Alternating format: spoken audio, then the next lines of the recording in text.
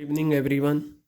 Now we have come with another recording for accounting for shares. Last class में हमने discuss करा था issue of shares for cash. मैंने बताया था अगर शेयर होल्डर सारा पैसा एक साथ दे दे तो वो कहलाता है कि शेयर होल्डर की तरफ से जो मनी आई है वो लमसम में आ गई इकट्ठी, और अगर वो टुकड़ों में दे तो वो इंस्टॉलमेंट कहलाता है। क्लियर है बात ये?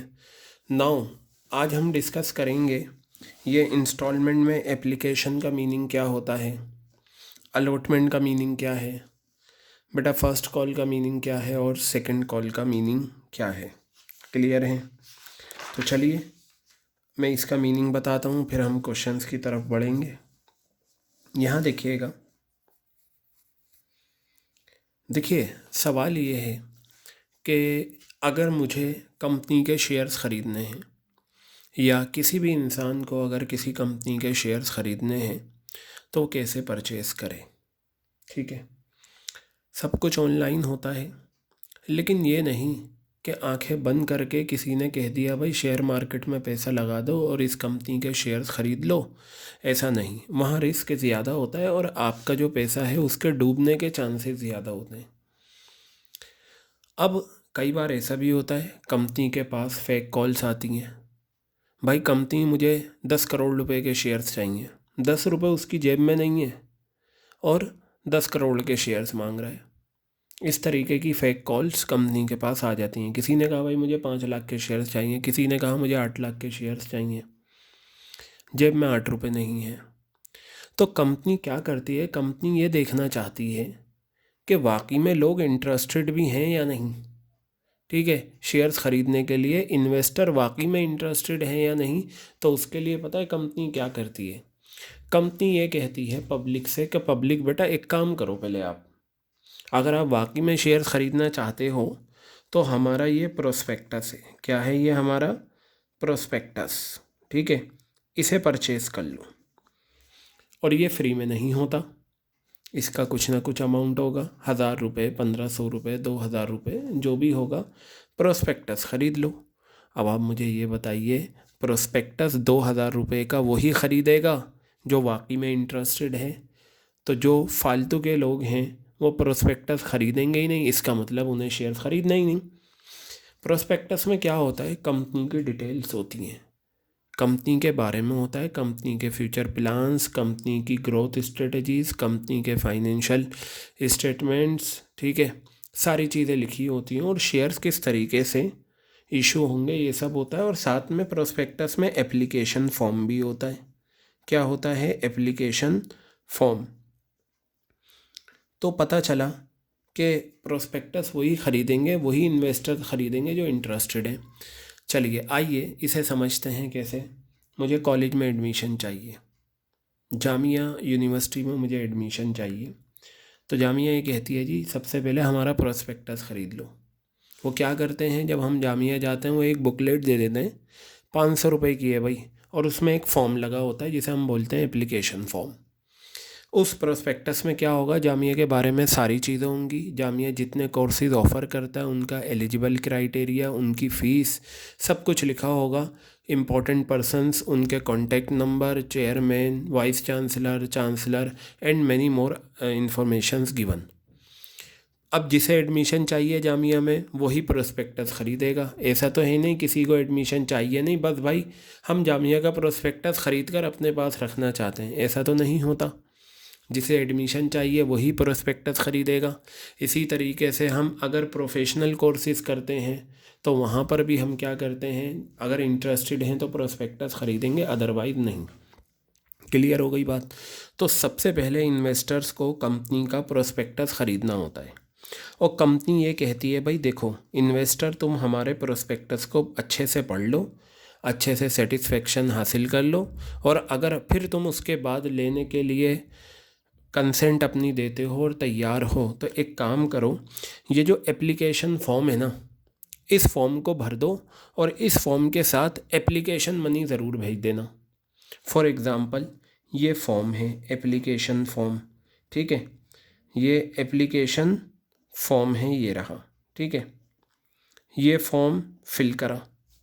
अब मान लो मिस्टर ए हैं, मिस्टर ए ने ये कहा भाई मैं 500 शेयर्स ख़रीदना चाहता हूँ, ठीक है, और बताया भाई एप्लीकेशन मनी जो है एक शेयर पे, ठीक है, एप्लीकेशन मनी जो है एक शेयर पे कितनी है, 3 रुपये है। कितनी है एक शेयर पे, 3 रुपये। लीजिए मैं यहाँ फेस वैल्यू का स्प्लिट अप लिख देता हूँ।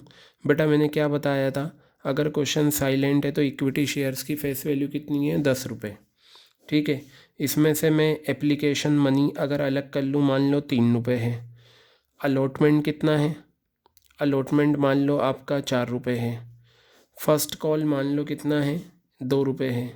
और सेकंड कॉल मान लीजिए कितना है, 1 रुपये है। इस तरीके से 3, 4, 7, 2, 9 और 1, 10, 10 रुपये आपके कंप्लीट हो जाएंगे।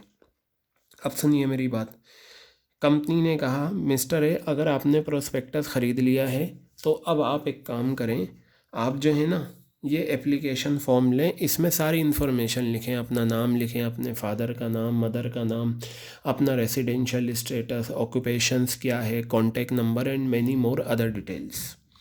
और आप एक काम करें, जितने भी शेयर्स ख़रीदने हैं, ठीक है, जैसे 500 शेयर्स ख़रीदने हैं और एक शेयर 3 रुपये का है, यानी कि एप्लीकेशन मनी कितने की है, 3 रुपये की।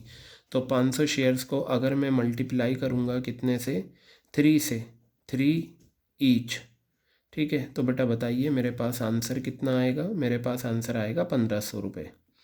तो मिस्टर ए से ये कहा जाएगा आप इस एप्लीकेशन फॉर्म के साथ 1500 रुपये का डीडी बनवाएं, कैश नहीं, डीडी बनवाएं और इसके साथ लगाएं और हमारे डायरेक्टर के ऑफिस में भेज दें।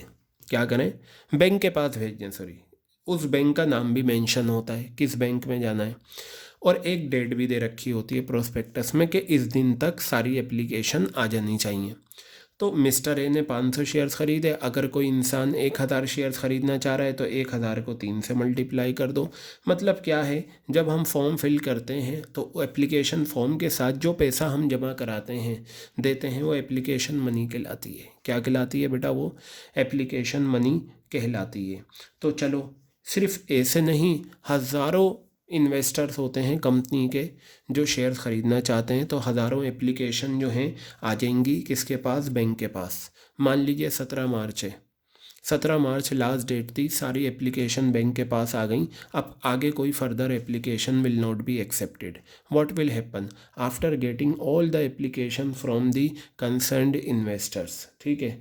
Bank what will bank do, bank will send all the applications to the office of director, ठीक है। बैंक क्या करेगा, सारी एप्लीकेशंस को इकट्ठा करके उनका रिकॉर्ड मेंटेन करके डायरेक्टर के ऑफिस में वो सारी एप्लीकेशन चली जाएंगी, ठीक है। क्या चली जाएंगी, सारी एप्लीकेशन डायरेक्टर के ऑफिस में सारी एप्लीकेशन आ गई, बहुत सारे लोगों ने जिन्होंने अप्लाई करे हैं। अब पता है क्या होगा, वहाँ पर जो है ना इनकी वेरिफिकेशन होगी। जैसे आप जब एडमिशन फॉर्म फिल करते हैं कॉलेज में या स्कूल में, तो उसकी वेरिफिकेशन होती है, सही नाम भरा है, एड्रेस सही है, कॉन्टैक्ट नंबर सही है, पासिंग डिटेल सही है या नहीं। इसी तरीके से डायरेक्टर क्या करेगा, डायरेक्टर जो उसके ऑफिस में काम करते हैं एप्लीकेशन को चेक करेंगे, भाई एप्लीकेशन सही भरी है और कितने शेयर, अच्छा 500, 3 रुपये की एप्लीकेशन है, क्या 1500 का डीडी है या नहीं, ठीक है। अगर सब कुछ डिटेल सही होंगी तो उन्हें एक तरफ रख लिया जाएगा, उन्हें एक्सेप्ट कर लिया जाएगा। और याद रखना एप्लीकेशन फॉर्म को एक्सेप्ट करना ही, भाई अब ये एक्सेप्ट हो गया, इसे एक्सेप्ट करना ही क्या कहलाता है, अलॉटमेंट। यानी कि अब टाइम आ जाएगा हम इन्हें अलॉटमेंट करें, शेयर्स दें, ठीक है। और जो एप्लीकेशन रिजेक्ट हो जाएंगी, रिजेक्ट कैसे हो सकती हैं, मान लो 500 शेयर्स पे 3 रुपये की एप्लीकेशन है, 1500 डीडी कम का बनवा दिया, ठीक है, तो एप्लीकेशन रिजेक्ट हो जाएगी। या डीडी बनवा कर नहीं भेजा तो एप्लीकेशन रिजेक्ट हो जाएगी, या और कोई रीज़न हो सकता है, ठीक है। तो होता क्या है, अगर मान लो एप्लीकेशन रिजेक्ट हो गई तो जो पैसा एप्लीकेशन के टाइम आया है वो वापस हो जाता है, वो आगे हम करेंगे। जैसे ही डायरेक्टर के ऑफिस में जो एप्लीकेशन आई हैं उनमें से जितनी भी एक्सेप्ट हो जाएंगी, यानी कि उनकी सारी इन्फॉर्मेशन सही है, उन्हें एक्सेप्ट करके एक तरफ रख लिया जाएगा।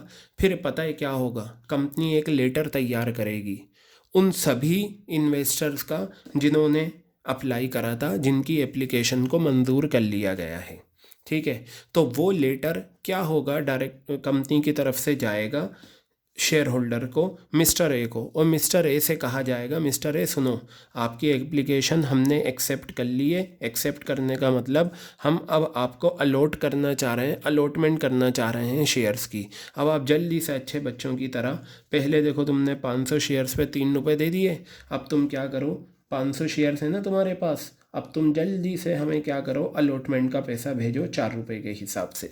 ठीक है। तो मिस्टर ए क्या करेगा, 2,000 रुपये फ़ौरन भेजेगा, किसके, अलॉटमेंट के, किसे, कंपनी को। ठीक है। तो कंपनी के पास कितने रुपए आ गए, 2,000 रुपये आ गए। ठीक है। तो बेटा एप्लीकेशन फॉर्म को एक्सेप्ट करना ही क्या कहलाता है, अलॉटमेंट। चलो जी, अब कंपनी ने इसे शेयर्स अलॉट कर दिए। ठीक है। क्या होता है, कुछ टाइम के बाद कंपनी ये कहती है मिस्टर ए जाग जाओ। ठीक है। अब तुमने 500 शेयर्स थे ना, चलो जल्दी से अच्छे बच्चों की तरह इन 500 शेयर्स पे हमें फ़र्स्ट कॉल का पैसा दो। क्या दो, हमें फ़र्स्ट कॉल का पैसा दो 500 शेयर्स पे। तो मिस्टर ए क्या करेंगे, 500 शेयर्स पे 2 रुपये के हिसाब से फ़र्स्ट कॉल का पैसा है वो देंगे, और ये आ जाएगा आपका 1,000 रुपीज़। बताइए, क्लियर हो गई बात। क्या आ जाएगा, 1,000 रुपये फ़र्स्ट कॉल का पैसा आ जाएगा, किसके पास, कंपनी के पास। फिर क्या होता है, 2 कॉल्स के बीच में, फर्स्ट कॉल और सेकंड कॉल के बीच में कम से कम 1 महीने का गैप होना चाहिए। जब कंपनी मिस्टर ए से फ़र्स्ट कॉल के पैसे मंगा लेगी, उसके बाद कंपनी 1 महीने के बाद कहेगी मिस्टर ए तुम्हारी आखिरी इंस्टॉलमेंट बची हुई है 500 शेयर्स पे सेकंड कॉल की, वो जल्दी से हमें दो। 1 रुपये की सेकंड कॉल का पैसा कंपनी के पास आ जाएगा, ये सेकंड कॉल का। तो बेटा ये कितना हो गया, 500 रुपये हो गया। इस तरीके से कंपनी 4 मरहलों में, 4 स्टेजेस में पूरे 10 रुपये रिकवर कर लेगी। बेटा क्या होता है, फर्स्ट और सेकंड का मतलब ये हो गया, शेयर्स देने के बाद हमने फर्स्ट कॉल मांगी, ऐसा भी हो सकता है, ये फर्स्ट एंड फाइनल भी हो सकती है, यानी कि फर्स्ट है और आखिरी है, और ये जो है ये सेकंड एंड फाइनल भी कहा जाता है। थर्ड कॉल भी होती है, लेकिन क्वेश्चन में आपको ज़्यादातर सेकंड एंड फाइनल कॉल ही होता है, यानी कि सारे का सारा पैसा फर्स्ट कॉल तक भी आ सकता है। क्लियर हो गई बेटा ये बात। अब देखिए, हमें टोटल कितने रुपए लेने थे, 500 शेयर्स थे मिस्टर ए के पास, 10 रुपये के हिसाब से 500 शेयर्स अगर मैं देखूं तो बेटा 5,000 हो गए। आप मुझे ये बताइए, अगर हम इकट्ठा पैसा रिसीव कर लें तो ये लमसम होगा, और अगर हम टुकड़ों में करें, टुकड़े कैसे, 1,500 रुपये तो हमारे एप्लीकेशन के आ गए। देखिए कितना आ गए, 1,500 रुपये, और अलॉटमेंट के कितना आए, 2,000 रुपये। ये लीजिए, अलॉटमेंट के मिस्टर ए से कितना मिला, 2,000 रुपये मिला। और बेटा फर्स्ट कॉल के कितने मिले, 1,000 रुपये मिले, ये आ गए 1,000। और बेटा सेकंड कॉल के कितने मिले, 500 रुपये मिले। तो इस तरीके से 4 बारी में टोटल हमारे पास 5,000 रुपये आ गए। बताइए, क्लियर हो गई बात ये। तो इकट्ठे भी आ सकते हैं, इंस्टॉलमेंट में भी आ सकते हैं। ये जो फेस वैल्यू होती है ना, इसका जब स्प्लिट अप होता है, application, allotment, first call, second call, तो बेटा ये सब इंस्टॉलमेंट वाला पार्ट होता है। क्या होता है, ये इंस्टॉलमेंट वाला पार्ट होता है। क्लियर हो गई बात ये। अब चलिए ध्यान से सुनिए क्या होता है। कंपनी शेयर्स बेचकर जो पैसा लेती है बेटा, वो क्या कहलाता है, शेयर कैपिटल कहलाता है। क्या कहलाता है, ये शेयर कैपिटल कहलाता है। ये जो शेयर कैपिटल होता है ना, ये कंपनी पैसा लेती है पब्लिक से, और शेयर कैपिटल जो होता है वो कंपनी की लाइबिलिटी होती है। क्या होती है, कंपनी की लाइबिलिटी होती है, जिम्मेदारी होती है। कंपनी का अपना पैसा नहीं होता, कंपनी उधार पैसा लेती है पब्लिक से और उसे बिजनेस में लगाती है, और बाद में कंपनी इस पैसे को वापस करेगी। यही वजह है जो आपने नई बैलेंस शीट सीखी थी, एनालिसिस ऑफ फाइनेंशियल स्टेटमेंट्स में, उसकी जो हेडिंग है मेन इक्विटी एंड लाइबिलिटीज़ की 4 हेडिंग थी। जो पहली हेडिंग थी शेयर होल्डर फंड, उसका पहला सब हेड क्या था, शेयर कैपिटल, वो ये है। क्लियर हो गई बात ये। चलिए बेटा, होता क्या है, अब चलिए मैं एक चीज़ बताता हूँ। ये अलमीरा है आपके सामने, ठीक है, क्या है ये, अलमीरा है आपके सामने। क्लियर हो गई बात ये। अलमारी में क्या रखा जाता है बेटा, अलमीरा में है ना, हम ज्वेलरी रखते हैं, हम अपने डॉक्यूमेंट्स रखते हैं, हम अपने कपड़े रखते हैं, ठीक है, और बहुत सारी चीज़ें रखते हैं। ठीक है। अलमारी को मेंटेन करने के दो तरीके हैं, एक तो तमीज़ के दायरे में अलमारी को मेंटेन कर लो या उसका भिंडी बाजार बना दो। ठीक है।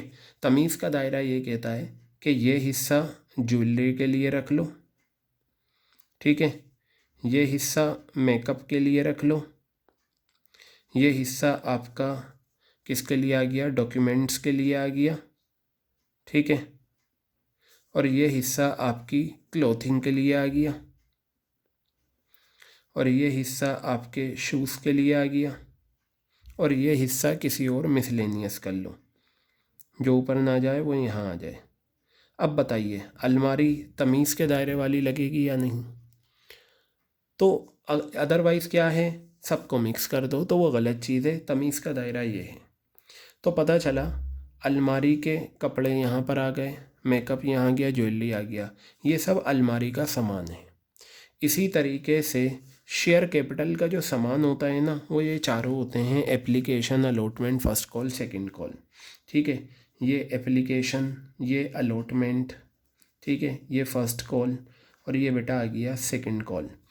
अब सुने मेरी बात ध्यान से, ये जो एप्लीकेशन का पैसा जब कंपनी के पास आ जाता है ना, ये समझ लो ये जो शेयर कैपिटल है ना, ये अलमारी है और ये अलमारी का सामान है। जब अलमारी का सामान आ जाता है तो वो कहाँ जाता है, अलमारी में जाता है या नहीं? जब कंपनी एप्लीकेशन का पैसा शेयर होल्डर से रिसीव कर लेगी तो इस पैसे को कंपनी शेयर कैपिटल में यानी कि अलमारी में डाल देगी। इसी तरीके से कंपनी जब अलॉटमेंट का पैसा ले लेगी तो इस पैसे को यहाँ पर डाल देगी। कंपनी जब फर्स्ट कॉल का पैसा लेगी तो इस पैसे को यहाँ पर डाल देगी। कंपनी जब सेकंड कॉल का पैसा लेगी तो उसे शेयर कैपिटल में पहुँचा दिया जाएगा। तो बेटा इस तरीके से ये सारा पैसा यहाँ पर आ जाएगा। समझ में आ गई बात ये? अब चलिए मैं आपको लेकर चलता हूँ जर्नल एंट्रीज़ की तरफ। ठीक है, जर्नल एंट्रीज़ हम किस तरीके से पास करेंगे। ठीक है, तो बेटा जर्नल एंट्रीज़ के लिए हम देखते हैं, यहाँ पर देखिए जर्नल एंट्रीज़ देखिएगा। जर्नल एंट्रीज़ क्या क्या हैं, मैं इंस्टॉलमेंट वाली जर्नल एंट्रीज़ बताऊंगा। आपको पता है सबसे पहले हम क्या करेंगे, एप्लीकेशन का पैसा रिसीव करेंगे। बेटा मुझे ये बताओ, एप्लीकेशन फॉर्म के साथ जो एप्लीकेशन लिखी जाती है उसके साथ जो हम ये पैसा जमा करते हैं तो कंपनी के पास तो सबसे पहले पैसा आ रहा है। ठीक है, तो चलिए एप्लीकेशन मनी आने का हम क्या करते हैं, जर्नल एंट्रीज़ करते हैं। तो बेटा सबसे पहली एंट्री होगी एप्लीकेशन मनी की, बैंक अकाउंट डेबिट, पैसा आएगा, रियल का रूल कहता है debit what comes in, cash word नहीं आता जर्नल एंट्रीज़ में, हमेशा क्या आता है, बैंक वर्ड आता है। तो bank account debit to, clear हो गई बात। एप्लीकेशन का पैसा आ रहा है, मैं लेकर चलता हूँ, ध्यान से सुनिएगा। Bank account debit to equity, मैं मान लेता हूँ इक्विटी शेयर्स इशू करें, तो आप यहाँ ले लीजिए equity share application, equity share application account. Clear है बात ये? बेटा मैंने बैंक को डेबिट करा, क्योंकि पैसा जब बैंक में आएगा तो बैंक रिसीवर होगा और पर्सनल का रूल कहता है डेबिट द रिसीवर। ये एप्लीकेशन मनी जो है मेरे पास आई है, मेरी लाइबिलिटी है। ठीक है, इस वजह से हम इसे क्रेडिट करेंगे। अच्छा, इसकी जो कैलकुलेशन है वो आप कैसे करेंगे, आप यहाँ लिखेंगे, हमेशा याद रखना एप्लीकेशन मनी जो होती है ना, एप्लीकेशन मनी जो हमें मिलती है वो हमेशा अप्लाइड शेयर्स पे, जितना हम अप्लाई करेंगे शेयर्स उतने शेयर्स पे हमें क्या होगा, एप्लीकेशन मनी देना होगा। याद रखना एप्लीकेशन मनी देने का मतलब ये नहीं कि आपको शेयर्स मिल गए। आपकी एप्लीकेशन मनी पहले डायरेक्टर के ऑफिस जाएगी, अगर वो वहाँ एक्सेप्ट हो जाएगी तब जाकर आपको शेयर्स मिलेंगे, अदरवाइज उससे पहले आपको शेयर्स नहीं मिलेंगे।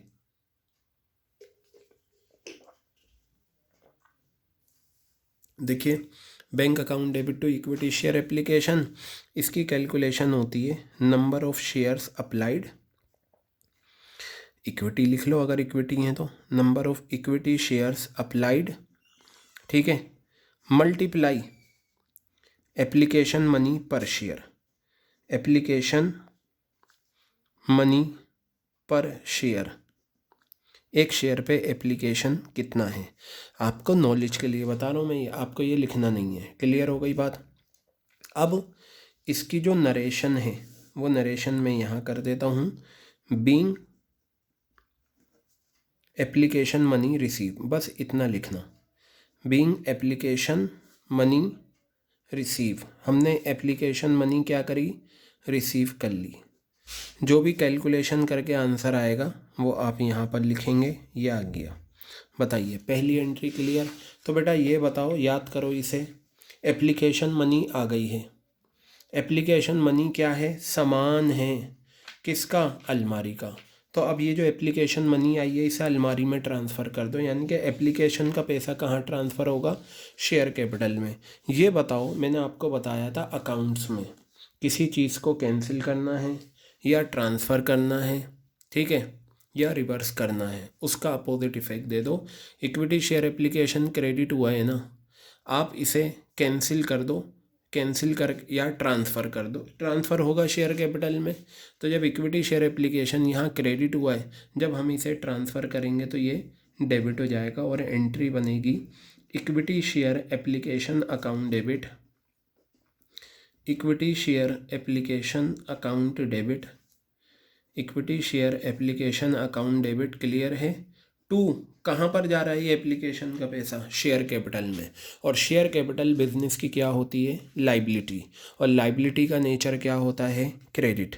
तो हम यहाँ लिखेंगे टू इक्विटी शेयर कैपिटल। क्या लिखेंगे, टू इक्विटी शेयर कैपिटल। और बेटा आपको पता है ये अमाउंट कौन सा होगा, यही वाला अमाउंट यहाँ पर आ जाएगा। यही अमाउंट क्या होगा, यहाँ ट्रांसफ़र हो जाएगा। और इसकी जो नरेशन बनेगी वो बनेगी being application money transfer to share capital, being application money transfer to, being application money transfer to share capital. Share capital में हमने एप्लीकेशन मनी ट्रांसफ़र कर दी। बताइए क्लियर हो गई बात। ये दो जर्नल एंट्रीज़ हो गई बेटा, दो जर्नल एंट्रीज़ होंगी, दो एप्लीकेशन की, दो अलॉटमेंट की, दो फर्स्ट कॉल की, दो सेकंड कॉल की, और सब में यही प्रोसेस होगा। क्या होगा, देखिए बस एप्लीकेशन में पहले पैसा आने की होती है, उसके बाद ट्रांसफ़र की होती है। लेकिन अलॉटमेंट में क्या होगा, पहले हम ड्यू करने की करेंगे, फिर हम क्या करेंगे, पैसा मिलने की। अब सुनिए, जैसे ही कंपनी एप्लीकेशन को एक्सेप्ट कर लेती है, एप्लीकेशन एक्सेप्ट हो गई, फ़ौरन लेटर तैयार होगा और वो लेटर भेजा जाएगा मिस्टर ए के पास कि मिस्टर ए तुम 500 शेयर्स पे 2 रुपये की, 4 रुपये की अलॉटमेंट, 2000 रुपये दे दो हमें। अभी दिए नहीं उसने, लेटर जा चुका है, तो पैसा तो बाद में आएगा। इससे पहले कंपनी ड्यू करने की एंट्री कर लेगी। और बेटा ड्यू करने की एंट्री सेम होगी, बस एप्लीकेशन की जगह क्या आ जाएगा, अलॉटमेंट वर्ड आ जाएगा। तो यहाँ पर हम करेंगे equity share allotment account debit, equity share allotment, equity share allotment account debit, ये आ गया टू इक्विटी शेयर कैपिटल। क्या आ गया, to equity share capital, equity share allotment account debit to equity share capital, ये आ गया। यहाँ एप्लीकेशन था, यहाँ अलॉटमेंट वर्ड आ गया। नरेशन होती है बीइंग अलॉटमेंट मनी ड्यू। क्या करा हमने, अलॉटमेंट मनी ड्यू करी। क्लियर है बात ये। अच्छा, इसकी कैलकुलेशन कैसे आएगी, मैं यहाँ लिख देता हूँ इसकी calculation, number of shares allotted. याद रखना सिर्फ और सिर्फ एप्लीकेशन मनी अप्लाइड शेयर्स पे आती है, बाकी सब जगह अलॉटेड शेयर्स चलता है। तो मैंने यहाँ लिखा number of shares allotted multiply, एक शेयर पे अलॉटमेंट कितना है, 4 रुपये। तो मैं यहाँ लिख देता हूँ अलॉटमेंट पर share, allotment money per share, एक शेयर पे कितना अलॉटमेंट मनी है वो मैंने यहाँ लिख दिया। क्लियर है। तो ये अमाउंट मल्टीप्लाई होकर यहाँ आ जाएगा। चलो चलो जी ठीक है, अलॉटमेंट को हमने ड्यू कर लिया, पता चला मिस्टर ए ने हमें अलॉटमेंट का पैसा दे दिया। तो बेटा अलॉटमेंट का पैसा आने की एंट्री, जैसे एप्लीकेशन का पैसा आने की एंट्री होती है bank account debit to equity share application, allotment में क्या होगी, सेम एंट्री होगी, बस एप्लीकेशन की जगह क्या वर्ड आ जाएगा, अलॉटमेंट आ जाएगा। क्या आ जाएगा, एप्लीकेशन की जगह अलॉटमेंट वर्ड आ जाएगा। तो चलिए मैं यहाँ लिखता हूँ बैंक अकाउंट डेबिट, क्या लिखा मैंने, bank account debit to equity share allotment. क्या आ गया, bank account debit to equity share allotment, ये आ गया bank account debit to equity share allotment account. बताइए क्लियर हो गई बात, ये bank account debit to equity share allotment account. अब ज़रा मेरी बात ध्यान से सुनिएगा, इसमें कौन सा अमाउंट आएगा, यही वाला जो ड्यू करा था वही ट्रांसफ़र होकर यहाँ पर आ जाएगा। हाँ भाई ये पैसा हमें मिल गया। और नरेशन क्या होगी, being allotment money received, being allotment money received. Allotment money हमने क्या करी, रिसीव कर ली। क्या कर ली, अलॉटमेंट मनी हमने रिसीव कर ली। तो देखिए एप्लीकेशन में मैंने पैसा आने की पहले एंट्री करी, क्योंकि उसके पीछे वजह है। एप्लीकेशन में पहले एप्लीकेशन फॉर्म के साथ पैसा आता है, फिर मैंने ड्यू करा। लेकिन यहाँ अलॉटमेंट में या फर्स्ट कॉल में या सेकंड कॉल में पहले ड्यू होगा फिर पैसा आएगा। जैसा आपने दो एंट्रीज़ अलॉटमेंट की करी है ना, ये ऐसी ही दो एंट्रीज़ फर्स्ट कॉल के साथ होंगी और ऐसी ही दो entries second and final call के साथ होंगी। तो मैं यहाँ लिखूँगा equity share first call account debit, equity share first call account debit to equity share capital. क्या लिखा मैंने, equity share first call account debit to equity share capital account. बताइए क्लियर है, equity share first call account debit to equity share capital account. बेटा यहाँ पर ये amount आ जाएगा, बिल्कुल सेम ऐसी ही कैलकुलेशंस हैं, ठीक है। नरेशन क्या होगी, being first call money due, being first call money due, हमने क्या करा, फर्स्ट कॉल मनी ड्यू करा।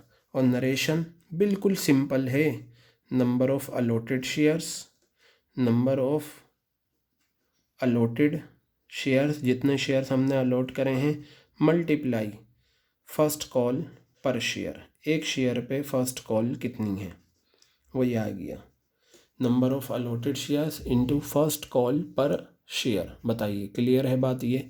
अब बेटा ये जो फर्स्ट कॉल आपने ड्यू करी है, ठीक है, ये जो फर्स्ट कॉल आपने ड्यू करी है इसका पैसा मंगा लो।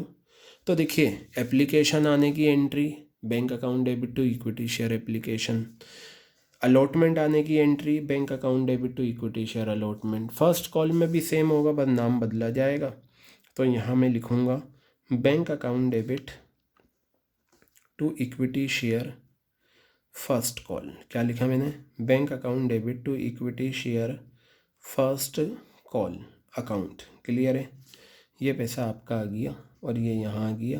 बेटा यहाँ पर लिखो आप being first call money receive, being first call money receive, first call money मैंने क्या कर ली, रिसीव कर ली। बताइए क्लियर है।